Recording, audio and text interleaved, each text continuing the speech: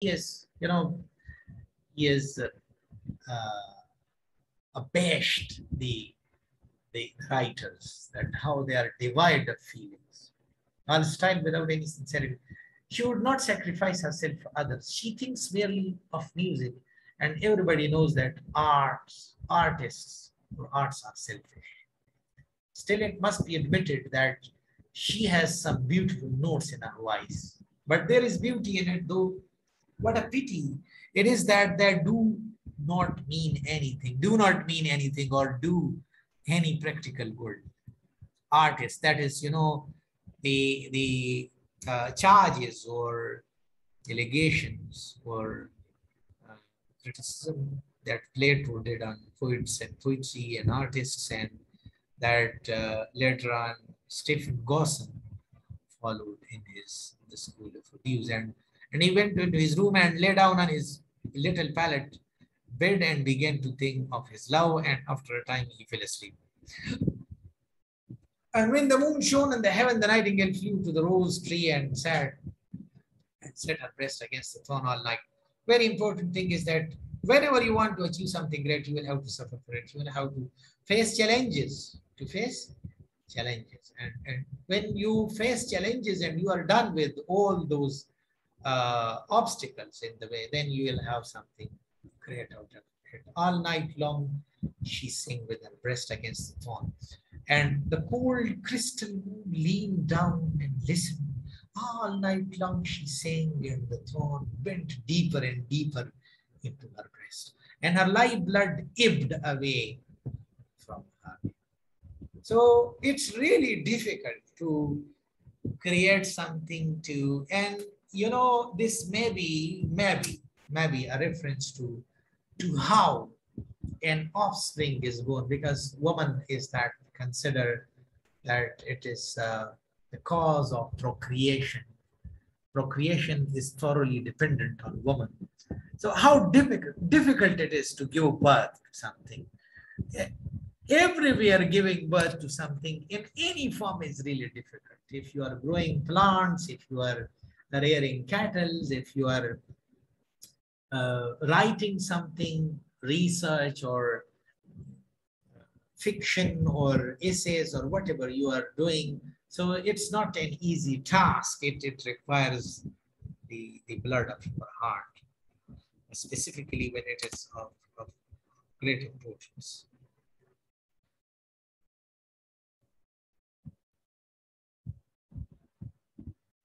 She sang first of the birth of love in the heart of a boy and a girl. This is the story that first he told. And I'm repeating it, that it is in dialogue with something else. That is magic. You know about magic, that in magic there are different sayings, proverbs, songs that are repeated, and they have, according to those magicians, they have material, that material impact on materials. And there is a myth or something like that, that there was a person in ancient Greece and who used to play his flute, and with the help of his music, he would erect buildings. Stones would fly in the air by themselves, and they'll settle according to where the flute player wanted them to be.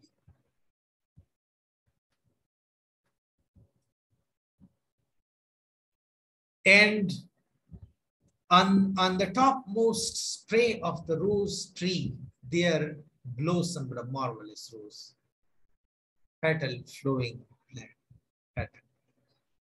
A song followed song, following petal, a song followed song. Pale was it at first, is the mist that hangs over the river. First it was yellow, pale is the feet of the morning, and silver is the wings of the dawn.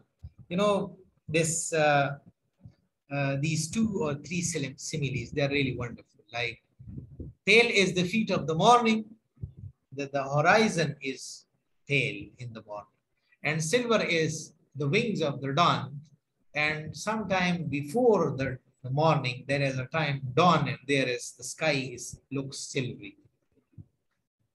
As the shadow of a rose in a mirror of silver, as the shadow of a rose in a water pool, so was the rose that blossomed on the topmost spray of the tree. But the tree cried to Nightingale to press closer against the thorn. Press closer, little Nightingale, cried the tree, or the day will come before the rose is finished. You know, hard work must be finished.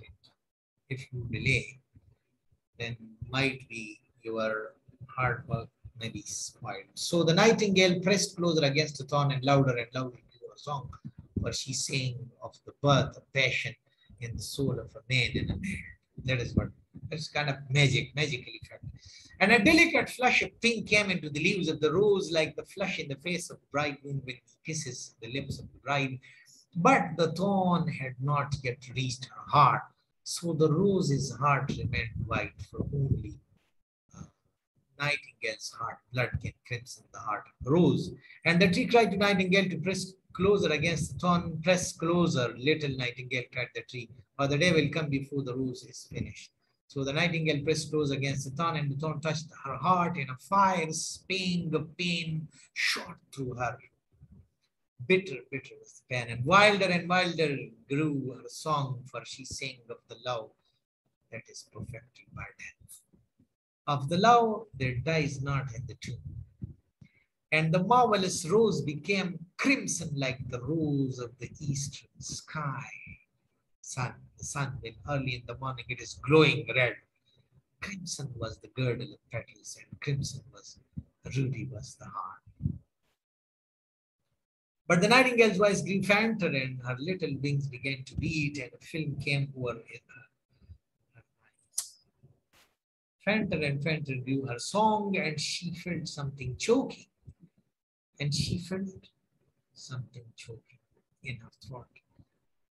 Then she gave one last burst of music. The white moon heard it, and she forgot the dawn and lingered on in the sky. The red rose heard it, and it trembled all over with ecstasy and opened its petals to the cold morning air. Echo bore it to her purple cavern in the hills and woke the sleeping shepherds from their dreams. Echo, there is a myth of Echo. She was also a female lover. And then Narcissus deceived her, but didn't pay love back to her. So then she disappeared into the mountains. And now